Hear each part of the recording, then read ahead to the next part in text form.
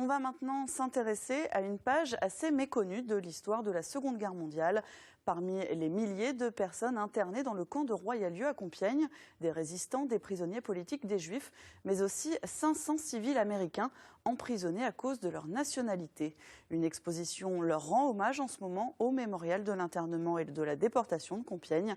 Christian Mirabeau et Benoît Henrion y ont rencontré deux témoins de l'époque. Charlotte Trinquerie vit à Nice en 1943. Elle a 7 ans quand elle est arrêtée avec l'ensemble de sa famille.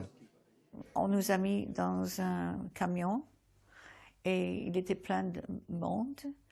Et ils ont fermé les portes derrière nous. On est resté dans le noir.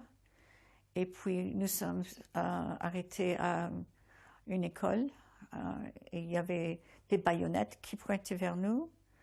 On avait peur. Et après ça, on nous a mis dans un train pour Compiègne. Destination, le camp de Royal-Lieu. Il y retrouve René Castellano, arrivé lui dès décembre 1941 à l'âge de 16 ans. Tous les deux ont accepté de témoigner pour le mémorial. La première année, c'était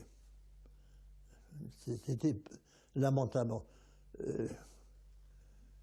On a passé un hiver terrible, mais après, on s'organisait, on volait beaucoup. Il y avait des gardes, il y avait des chiens, et pour aller aux toilettes, il fallait sortir. Et j'avais vraiment pas peur parce que j'avais ma mère avec moi, mais ma sœur avait peur. Elle refusait de sortir le soir pour aller aux toilettes. Aucun des deux n'a su à l'époque les vraies raisons de leur emprisonnement. Près de 500 civils ont été internés dans ce camp avec pour seul crime le fait de posséder un passeport américain. Ils deviennent de simples monnaies d'échange pour le Troisième Reich. Himmler voulait réunir tous les Allemands au sein du Troisième Reich et donc il voulait récupérer les Allemands américains, enfin les Allemands aux États-Unis. Et donc il expliquait qu'il fallait une monnaie d'échange pour pouvoir récupérer ces Allemands. Regardez, vous êtes là. Oui, je suis juste là. Vous avez vu mon nom? C'est fantastique ça. Sur ce dessin exposé, Charlotte Trinquerie retrouve sa signature.